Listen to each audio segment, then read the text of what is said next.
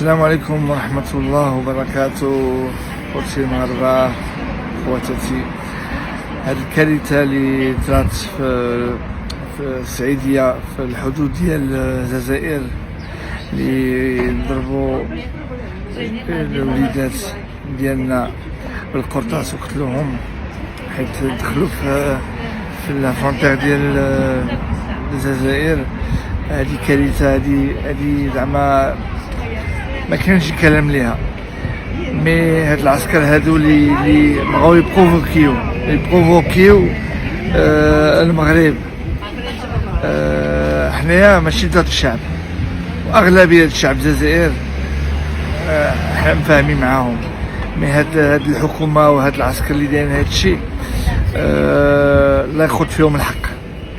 سيدنا كيدير معاهم المستحيل، كيتعامل معاهم بحال الانسان.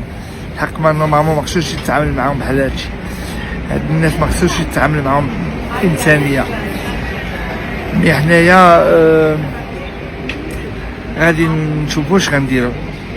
الناس ديال اوروبا، المغاربه ديال الخارج، غادي نوجدوا شي حاجه باش نشوفوا هادشي توصل انترناسيونال.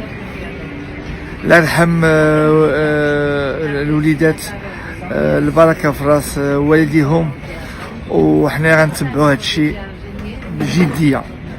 السلام عليكم ورحمه الله.